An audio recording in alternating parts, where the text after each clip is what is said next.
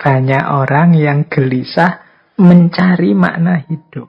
Banyak orang yang ingin hidupnya bermakna, maka dia mencari ini makna hidup yang pas untukku ini apa. Kadang-kadang tidak ketemu-ketemu. Akhirnya dia cemas, akhirnya dia takut. Terjadi tadi krisis eksistensial.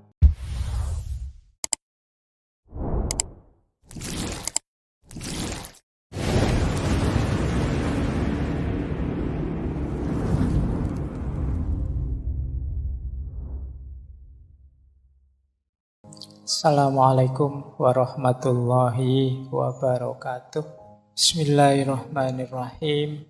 Malam hari ini kita masih ada di tema eksistensialisme, para filosof eksistensialis. Malam hari ini kita akan berangkat ke Rusia. Ini kebetulan hari-hari ini Rusia baru perang ya. Semoga segera reda, selesai, dan tuntas. Tidak berlarut-larut. Karena seperti peribahasa kita itu, kalau ada konflik, tawuran, peperangan, itu kan kita punya peribahasa, yang kalah jadi abu, yang menang jadi arang. Jadi tidak ada yang untung. Semuanya pasti mengalami kerugian-kerugian. Pasti terjadi destruksi-destruksi terhadap kemanusiaan. Semoga segera selesai. Peperangan ini tidak berlarut-larut.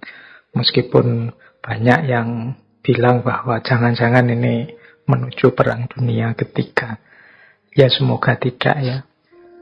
Semoga pikiran-pikiran kita, akal kita masih jernih untuk tidak menyelesaikan masalah-masalah hidup kita dengan menumpahkan darah.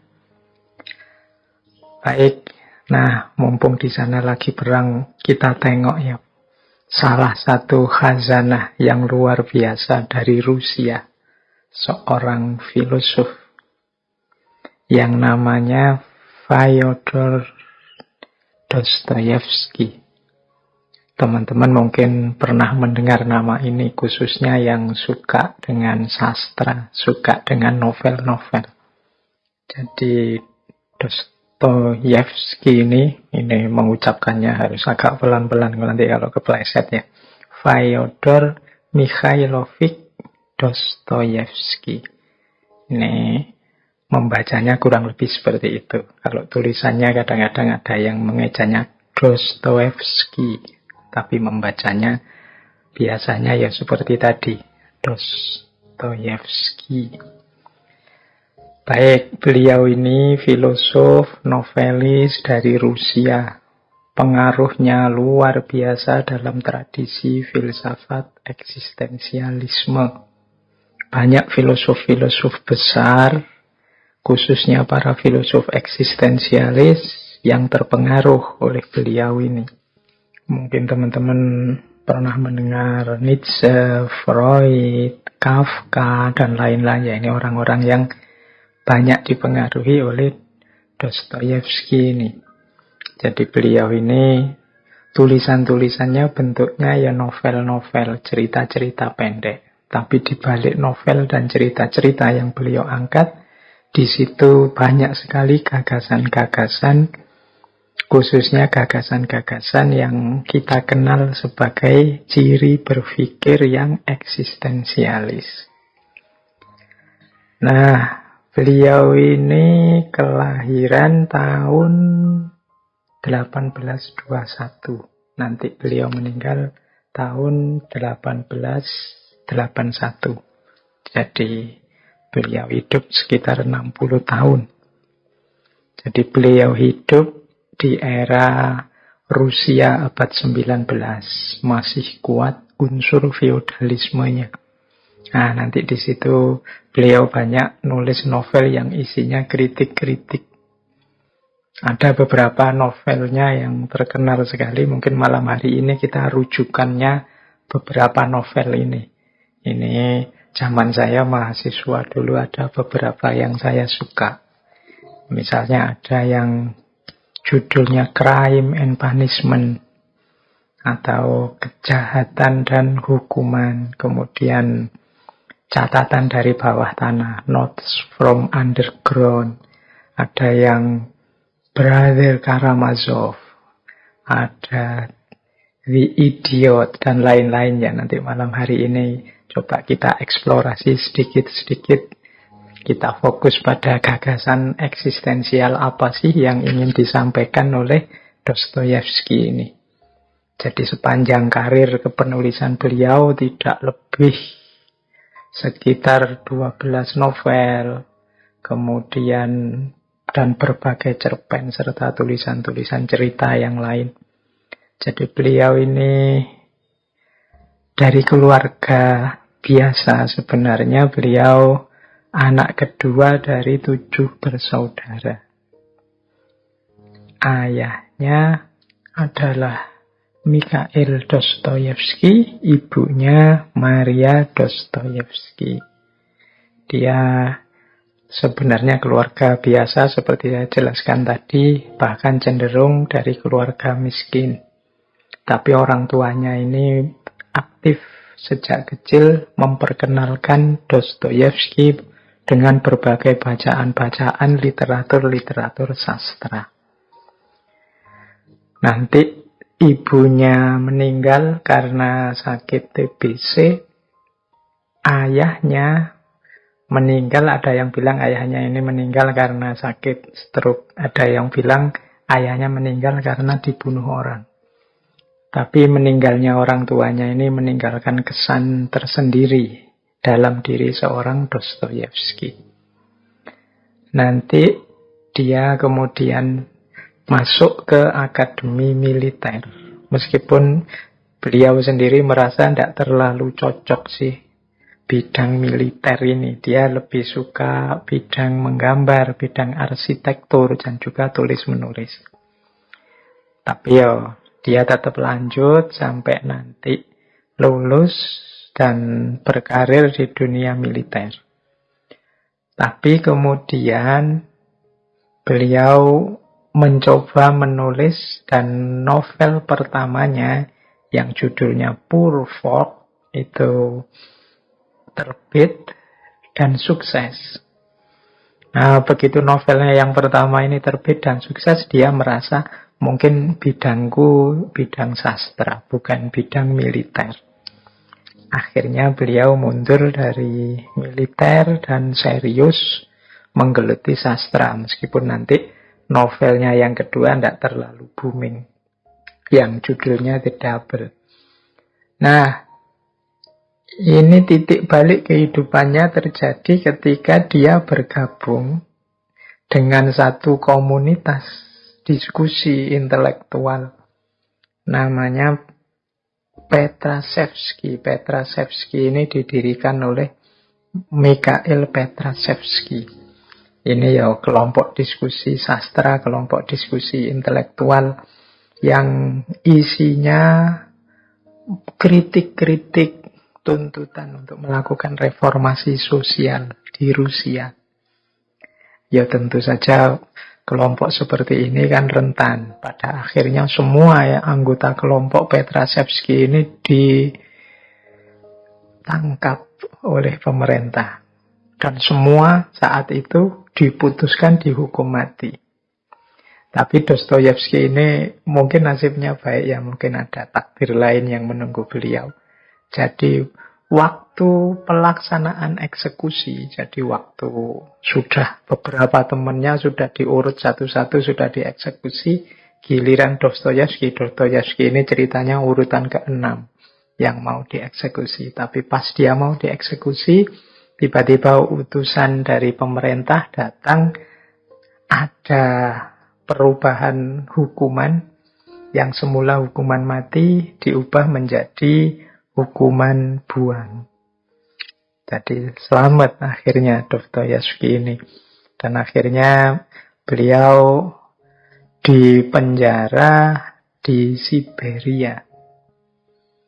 Sebenarnya berat juga penjara di Siberia itu. Kabarnya Dostoyevsky itu di sana sampai kurus kering, mendapat banyak sekali penyakit berat. termasuk penyakit bawaan. Jadi Dostoyevsky ini punya penyakit bawaan epilepsi. Nah, ini masa-masa paling berat ini di penjara Siberia. Itu nanti dari situ nanti lahir salah satu novel beliau yang judulnya Catatan dari Rumah Mayat atau Notes from the House of the Dead. Ini juga novel yang booming, karya Dostoyevsky. Nah, setelah bebas dari penjara Siberia, dia kemudian kembali masuk ke korps tentara karena dia dipaksa untuk mengabdi, karena beliau punya basic pendidikan militer.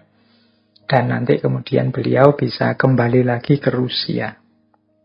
Meskipun beliau ini ceritanya nanti di babak terakhir hidupnya ini miskin. Karya-karyanya luar biasa di era ini, tapi secara umum beliau ini hidupnya miskin. Bahkan ceritanya sampai menggadaikan barang-barang di rumah, baju-bajunya. Beliau juga sakit-sakitan, dan yang lebih parah lagi, kabarnya beliau ini suka judi. Jadi hartanya habis. Bahkan anak pertama beliau kabarnya meninggal karena sakit paru-paru. Nah, ini saya tiba-tiba dongeng ini tadi ya teman-teman tentang Dostoyevsky. Tapi semoga teman-teman bisa menangkap ya dari sekilas cerita ini. Kepahitan-kepahitan hidup seorang Dostoyevsky. Dari sejak ditinggal mati dua orang tuanya, ada yang TBC ibunya, ayahnya kabarnya juga dibunuh. Kemudian beliau sampai di penjara sengsara di Siberia. Nanti sepulangnya dari penjara juga sakit-sakitan, miskin, sampai anaknya meninggal dan lain sebagainya. Ini pengalaman-pengalaman pahit yang berharga yang turut membentuk pikiran-pikiran seorang Dostoyevsky. Baik, detailnya teman-teman bisa nyari ya. Novel-novel beliau banyak. Pengaruh beliau juga luar biasa. Nah, malam hari ini kita belajar sebentar. Tentu saja kita mengambil gagasan-gagasan Dostoyevsky ini dari novel-novel beliau. Ada beberapa nanti yang banyak kita ambil malam ini. Yang pertama tentu saja novel eksistensialis pertama dalam tradisi filsafat, yang judulnya Notes from Underground. Jadi Notes from Underground ini terjemahannya catatan dari bawah tanah.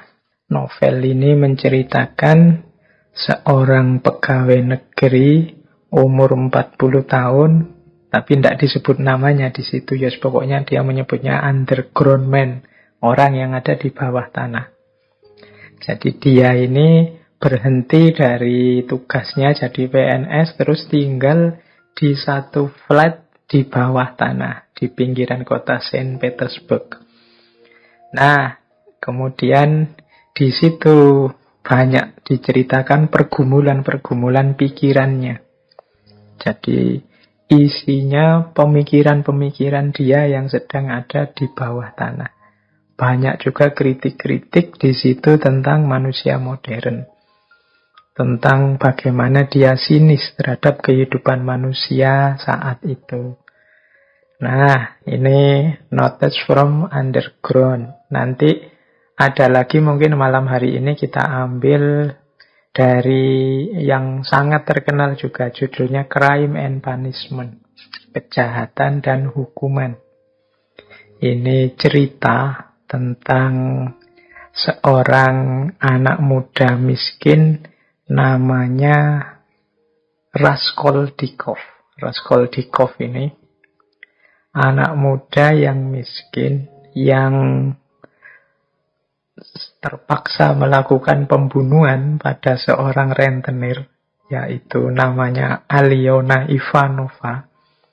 Ini orang tua yang rentenir yang suka meres orang. Nah, dengan pertimbangan-pertimbangan tertentu, akhirnya Raskolnikov ini membunuh perempuan ini. Tapi kemudian dia jadi gelisah, mikir panjang tentang pembunuhan yang dilakukannya. Dia diombang-ambing antara rasa bersalah dan pembenaran terhadap apa yang dia lakukan demi perubahan di tengah masyarakat. Nah, ini seperti novel tapi isinya banyak renungan-renungan. Di Crime and Punishment ini kita diajak berpikir misalnya tentang apa sih yang membolehkan seseorang membunuh orang lain. Apa yang ada di pikiran orang-orang yang membunuh orang lain itu. Kita itu kan sering mensimplifikasi kalau ada orang bunuh orang itu berarti dia pikirannya jahat, dia sedang gelap. Nah, novel ini itu menjelaskan lebih detail, tidak sesederhana itu. Pikiran apa sih yang ada di benak orang yang kita sebut penjahat itu. Kemudian gimana kalau ada orang bunuh untuk membela dirinya. Kalau ada orang membunuh dengan tujuan yang mulia, dengan tujuan yang membentuk dunia lebih baik. Misalnya kan manusia sering melakukan pembunuhan-pembunuhan dengan harapan mewujudkan idealismenya sehingga dunia ini lebih baik versi dia. Nah, pemikiran dan pergumulan semacam ini nanti banyak kita temukan dalam Crime and Punishment. Bisa juga nanti kita ambil dari novelnya Lang Yain yang tidak kalah terkenal, yang judulnya Brother Karamazov. Ini terjemahnya Karamazov bersaudara. Ini cerita tentang satu keluarga. Ada seorang ayah namanya Fyodor Karamazov. Ini orang tua yang unik, agak bajingan. Nggak tahu ya basa ini apa bajingan itu. Tapi dia ini punya 2 istri. Nah, dia seorang tuan tanah. Nah, ya 2 istrinya meninggal. Nah, dari 2 istri ini dia punya 3 anak. Yang pertama namanya Dimitri, yang kedua namanya Ivan, yang ketiga namanya Alyosha Fyodorovich. Ini 3 orang anak, tapi 3 orang anak ini dengan karakternya sendiri-sendiri. Dan ada satu lagi pelayan namanya Smerdyakov, kalau saya tidak salah ingat. Nah, pelayan ini sebenarnya ya anaknya Karamazov sendiri, tapi dia anak haram. Hasil selingkuhannya Karamazov dengan tunawisma yang ada di sekitar rumahnya. Namanya Smerdyakov. Nah, anaknya yang namanya Dimitri itu jadi prajurit. Nanti dia simbol ambisi, hawa nafsu, sensualitas. Sementara anaknya yang namanya Ivan dari Karamazov ini simbol intelektual. Dia ini bahkan ateis.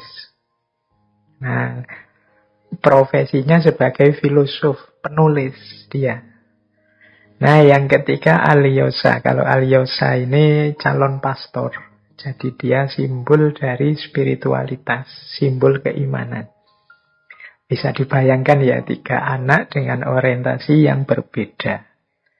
Meskipun nanti ya nasibnya tidak sama 3 anak ini. Kalau yang Dimitri nanti karena dia militer, ambisius, pada akhirnya dia dihukum, dibuang ke Siberia. Kemudian anaknya yang filosof, yang penulis, yang intelek itu mungkin terlalu banyak mikir, pada akhirnya mengalami halusinasi-halusinasi seperti orang gila. Kemudian yang ketiga tadi yang calon pastor, yaitu Alyosha, ini satu-satunya yang sampai terakhir stabil dia. Mungkin karena dia punya sandaran keimanan. Itu maunya Dostoyevsky mungkin ke sana. Jangan lupa Dostoyevsky ini eksistensialis tapi bisa digolongkan religius. Karena sejak kecil Beliau juga sudah mendapat didikan agama yang kuat dari orang tuanya. Jadi eksistensialis tapi yang beriman, percaya pada Tuhan. Nanti ada gagasan-gagasan beliau yang menunjukkan itu. Termasuk di novel-novelnya. Kalau di Brother Karamazov ini ya diwakili oleh Alyosha ini. Nah, ya meskipun keluarga Karamazov nanti hancur. Ini antara lain karena upayanya anak haram tadi, Smerdyakov, yang dia memang sengaja masuk ke keluarga itu ingin balas dendam. Nah, itu gambaran ya beberapa novel-novel. Termasuk mungkin malam hari ini kita bisa mengambil juga dari The Idiot. Orang idiot ini menarik, ini cerita tentang seorang pangeran namanya Pangeran Miskin yang kembali lagi ke Rusia saat dia berusia 26 tahun. Tapi pangeran ini lugu, pangeran ini lurus, dia tidak terobsesi dengan uang, kekuasaan, penaklukan, dan lain sebagainya. Sehingga cara berpikirnya cenderung tidak sama dengan orang lain. Makanya dia disebut idiot. Karena yang lain semuanya ngubur-ngubur uang, ingin kekuasaan, dia malah ingin menyebarkan cinta, kasih sayang, dan lain sebagainya. Jadi di tengah orang-orang yang tidak waras, dia yang paling waras. Tapi sebagai akibatnya, dia justru yang dianggap yang idiot. Nah, itu ada di novel Idiot. Atau ada lagi novel yang judulnya Demons. Demons itu setan. Ini cerita pembunuhan Ivan Ivanov, seorang anggota pembalasan rakyat di Rusia. Jadi berangkat dari kisah pembunuhan ini, terus Dostoyevsky nulis novel yang judulnya Demons. Baik, itu ya gambaran umumnya tentang karya-karya Dostoyevsky. Ya masih banyak yang lain. Teman-teman bisa nyari, sebagian besar bisa diambil free secara online meskipun versi bahasa Inggrisnya. Yang versi Indonesianya juga sudah banyak yang diterjemahkan. Teman-teman yang suka karya-karya sastra pastinya mungkin sudah ada yang 1-2 pernah membaca novel-novelnya Dostoyevsky ini. Yang itu berpengaruh besar dalam tradisi berpikir eksistensialis di dunia filsafat.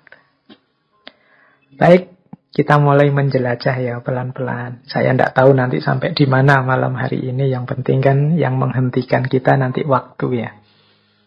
Karena isi dari novelnya Dostoyevsky ini bisa luas dan kaya sekali.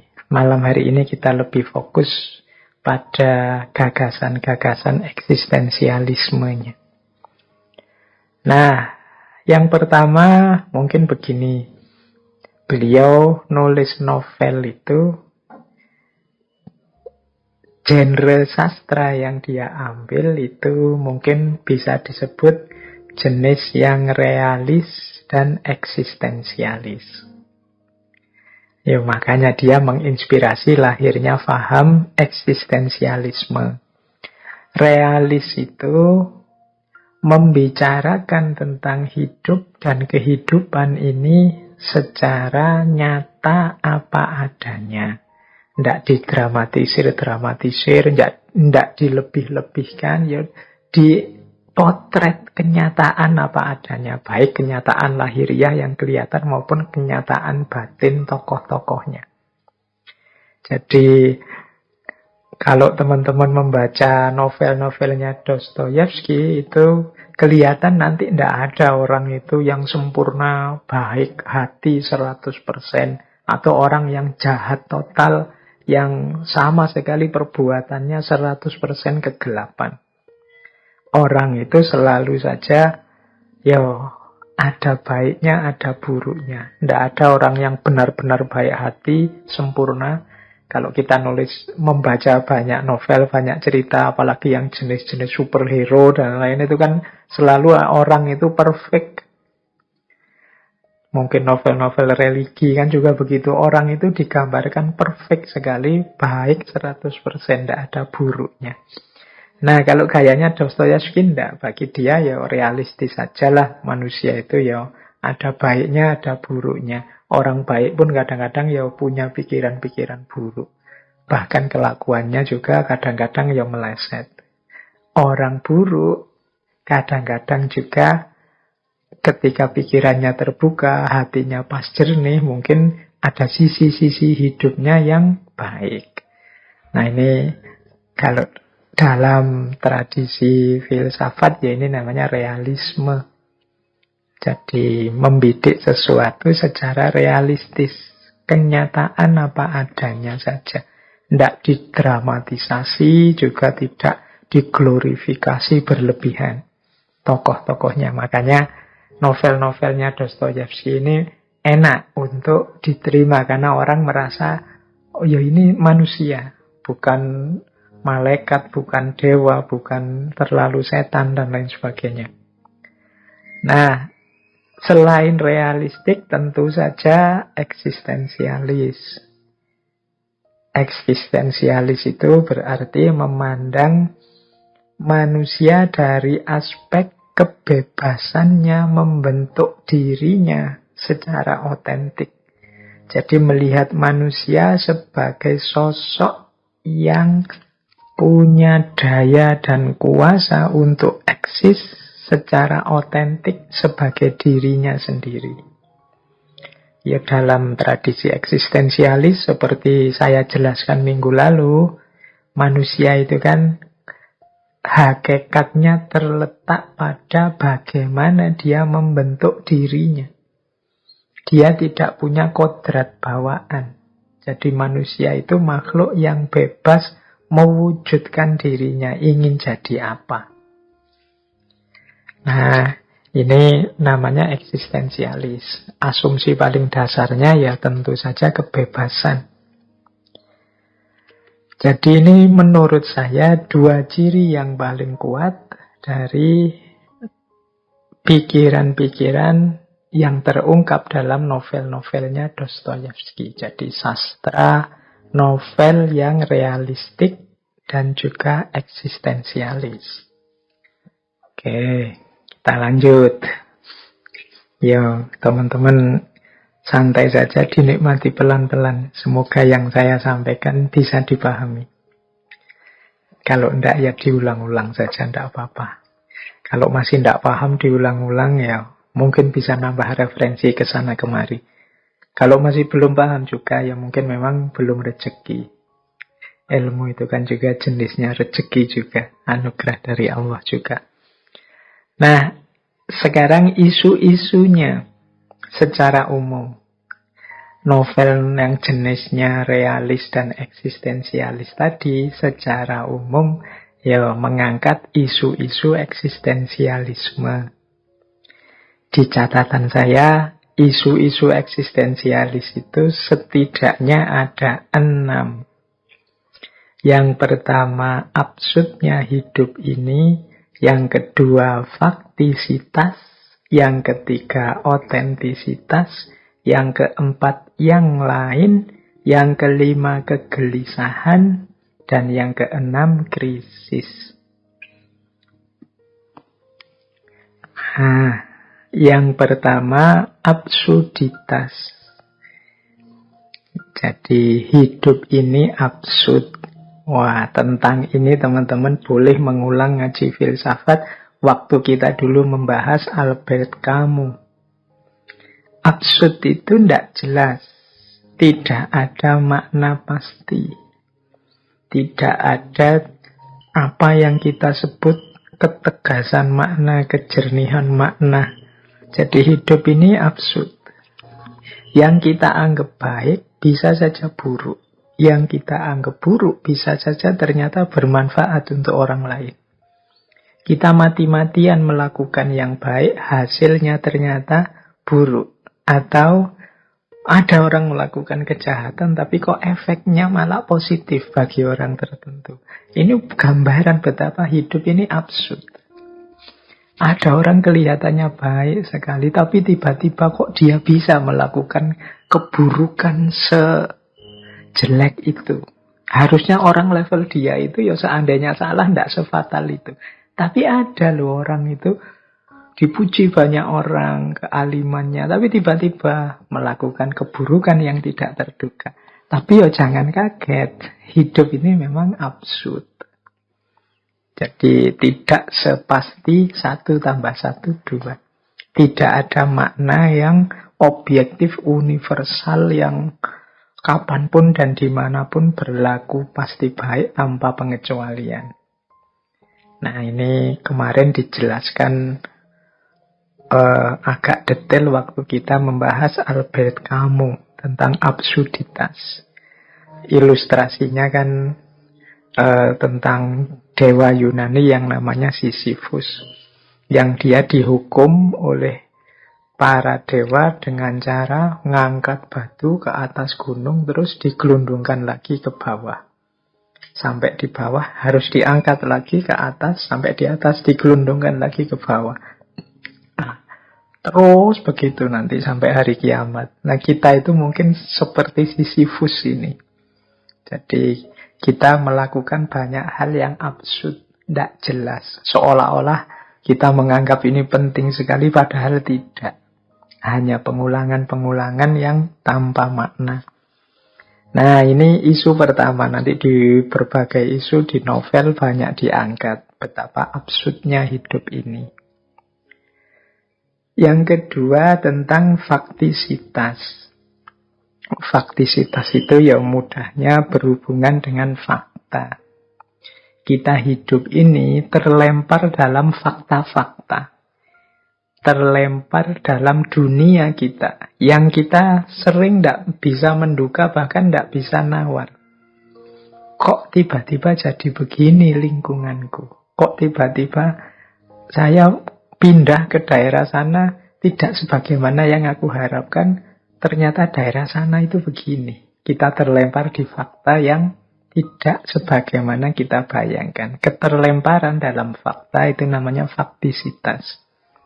Kayak teman-teman mahasiswa itu loh, dulu sebelum kuliah mungkin membayangkan kuliah itu begini, kuliah itu begitu, bla bla bla bla. Terus kita menyusun idealisme kita, kalau begitu besok kalau saya kuliah akan begini, akan begitu. Tapi begitu kita masuk kuliah beneran, walah ya ternyata kok begini ya kuliah itu. Nah, itu tapi mau tidak mau kan harus kita hadapi. Itu namanya keterlemparan dalam fakta. Ini kalau dalam eksistensialisme ya isu-isu eksistensialis. Eksistensi manusia itu mau tidak mau dia berhadapan dengan situasi kondisi sekelilingnya. Kita tidak ingin sih medsos itu dipakai untuk ajang misalnya berkonflik, saling menjatuhkan. Tapi kenyataannya sudah begitu, mau gimana lagi, yaitu faktisitas. Kita inginnya sih pandemi ini selesailah bulan depan. Tapi begitu nyampe bulan depan ternyata ya masih belum. Mau gimana lagi, faktanya memang begitu. Nah hidup ini kita sering ketemu dengan faktisitas. Kita sering terlempar dalam fakta-fakta yang isinya tidak selalu persis sama dengan yang kita harapkan. Ini kayak nantang respon kita. Kita mau eksis atau tenggelam menghadapi fakta-fakta ini. Yang ketiga tentu saja otentisitas. Otentisitas itu keotentikan diri kita. Kita ini ingin jadi diri sendiri atau hanya ikut saja orang atau mengikuti massa saja, mengalir saja sesuai arus yang berjalan. Ini isu otentisitas. Ini juga isu besar dalam eksistensialis. Seperti kalau gagasannya Heidegger kan ada istilah Das-Man sama Das-Sein. Das-Sein itu manusia otentik. Kalau Das-Man tidak, manusia yang tenggelam di tengah fakta-fakta hidupnya, dia tidak muncul. Jadi kenapa dia tidak muncul? Ya karena dia ikut saja orang lain. Karena dia mengalir saja. Dia tidak punya, kalau bahasa kita sering tidak punya jati dirinya sendiri, kekhasan dirinya sendiri. Dia tidak mampu mewujudkan dorongan dirinya sendiri. Mungkin dia takut tidak diakui di tengah masyarakatnya. Nah, itu yang ketiga, otentisitas. Yang keempat, eksistensialisme juga berhadapan dengan isu hadirnya orang lain, kehadiran yang lain. Ya kita sih pengen otentik Pak, pengen hidup itu versi diri kita sendiri sesuai keinginan kita sendiri. Tapi kan ada orang lain Pak. Saya pengen sih hari ini full day terus tidur, tapi ada kuliah, ini ada dosennya. Berhadapan dengan dosen saya tidak berdaya Pak. Dosennya juga begitu, berhadapan dengan atasannya dia tidak berdaya. Berhadapan dengan masyarakat sekelilingnya dia tidak berdaya. Nah, itu problem kehadiran yang lain. Ini juga nanti banyak jadi isu di para eksistensialis. Bahkan nanti kan Sartre sampai bilang orang lain itu neraka bagiku. Mengapa neraka? Gara-gara ada orang lain ini aku tidak bebas sepenuhnya mengekspresikan keinginanku. Kemudian eksistensialisme juga, isu-isu eksistensial juga di novel-novelnya Dostoyevsky, itu dalam catatan saya ya banyak membahas juga tentang kegelisahan atau ketakutan eksistensial. Manusia yang gelisah takut tidak diakui orang lain, takut keberadaannya hampa, tidak ada maknanya, takut hidupnya sia-sia. Ini ketakutan eksistensial. Takut belum jadi apa-apa kok terus mati misalnya. Itu ketakutan-ketakutan eksistensial. Nah ini juga banyak dieksplor dalam novel-novelnya Dostoyevsky. Jadi ada absurditas hidup, faktisitas, otentisitas, hadirnya yang lain, kegelisahan-kegelisahan, ketakutan-ketakutan eksistensial. Nah, yang paling tampak dalam novel-novelnya Dostoyevsky itu menurut saya ya bagian krisis eksistensi atau krisis eksistensial. Ini kita mungkin juga sering mengalami krisis ini. Jadi krisis eksistensial itu ketika seseorang berada dalam kondisi tidak nyaman, merasa tidak sreg, tidak pas, tidak puas dengan pilihan-pilihan hidup atau makna-makna hidup yang sekarang dimiliki. Jadi ini namanya krisis eksistensial. Dalam catatan saya, krisis eksistensial ini sering dialami oleh anak-anak muda. Jadi pilihan-pilihan hidup, tawaran-tawaran makna yang sekarang dia pegang itu menurut dia tidak cocok, tidak sesuai dengan keinginannya. Mau ditinggal bagaimana, mau tetap dipegang kok tidak cocok. Terjadi krisis-krisis. Ada beberapa hal yang membuat lahirnya krisis eksistensial ini dalam diri seseorang. Yang pertama biasanya adalah tentang kebebasan dan tanggung jawab. Jadi manusia itu kan kalau dalam eksistensialisme diasumsikan dia bebas. Tapi dia juga dituntut untuk bertanggung jawab terhadap pilihan-pilihan bebasnya. Nah, banyak di antara kita bebasnya mau, tapi tanggung jawabnya berat. Tidak siap. Ini orang terus mengalami krisis. Kita kan sering, menurutku sih yang baik ini, yang benar ini. Tapi kalau saya memegangi yang baik dan yang benar ini, yang aku inginkan tidak muncul. Misalnya ya, saya ngasih contoh yang mahasiswa sajalah, yang dunianya dekat dengan saya sehari-hari di kampus. Misalnya mahasiswa, dia bebas kok waktu ujian itu mau jujur atau nyontek. Terus dia milih, saya harusnya yang benar itu, saya harus milih kejujuran. Apapun nilai yang nanti saya dapat.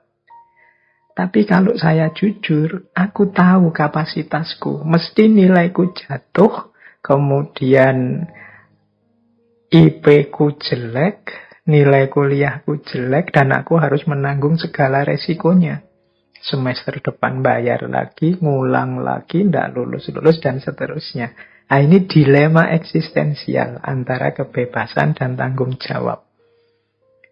Aku sebenarnya bebas sih untuk misalnya bantah apa yang dikatakan oleh dosen itu. Aku ndak setuju kata-katanya dosen itu. Tapi kalau tak bantah sekarang, gawat ini, aku ndak lulus mata kuliah ini. Nah, ini kebebasan kita sering tabrakan dengan keengganan kita untuk menerima efek dan bertanggung jawab atas hasilnya. Yaitu contoh mahasiswa ya, semacam itu dalam hidup sehari-hari ya banyak. Kita kadang lebih suka milih enaknya saja, tapi efek dari senang-senang kita berat menerimanya. Kita mungkin lebih suka memutuskan memilih sesuatu, tapi kita tahu itu nanti menyenangkan, tapi juga ada efeknya yang buruk. Dan kita tidak siap menghadapi yang buruknya ini. Ini namanya krisis eksistensial. Membuat orang gelisah. Ya mudahnya ini sering terjadi dalam bentuk tabrakan antara ideal dan realitasnya. Yang kedua, ini juga banyak muncul nanti di novel-novelnya Dostoyevsky. Yang kedua, kepastian kematian. Mati itu kan pasti. Tidak ada manusia yang tidak mati. Dan ini menggelisahkan. Membuat orang seolah dikejar-kejar untuk segera eksis. Kalau dia merasa belum sesuatu, belum otentik, belum tampil, belum terwujud keinginan-keinginannya, dia pasti gelisah. Nah, ini bagian dari krisis eksistensial. Yang ketiga, krisis eksistensial itu terjadi dalam hubungan kita dengan orang lain. Jadi, misalnya begini loh. Kita itu seperti tadi, kalau ada orang lain, mau tidak mau harus banyak melakukan penyesuaian-penyesuaian. Sementara kalau kita melakukan penyesuaian-penyesuaian, kita tidak tampil sebagai diri kita apa adanya secara otentik. Kalau kita ingin menampilkan diri kita secara otentik, ya kita harus mau isolasi, menjauh dari orang lain.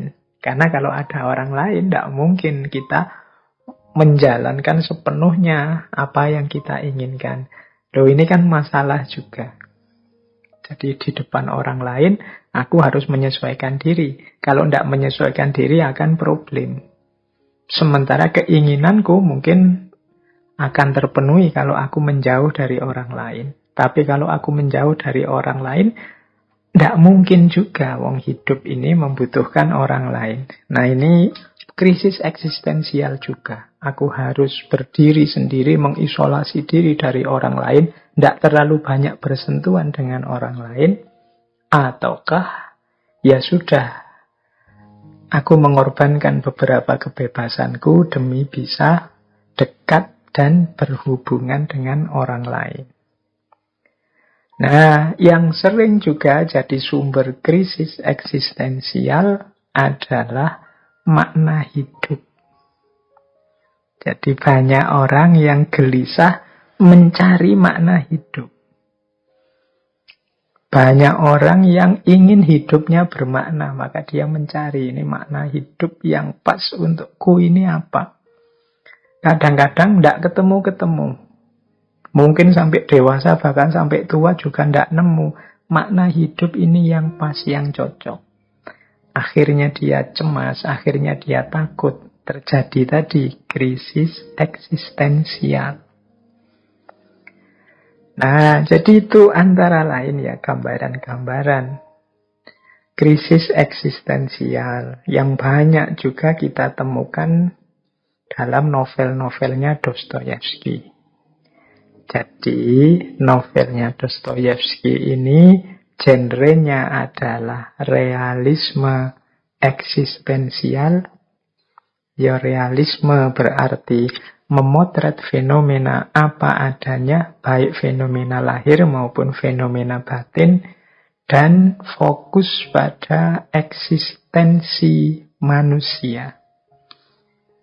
Fokus pada eksistensi manusia berarti bagaimana manusia membentuk dirinya, bagaimana pergumulan manusia mewujudkan dirinya. Dengan, isu-isunya tadi, absurditas hidup, faktisitas, otentisitas, hadirnya yang lain, ketakutan atau kegelisahan eksistensial, dan juga termasuk krisis-krisis eksistensial.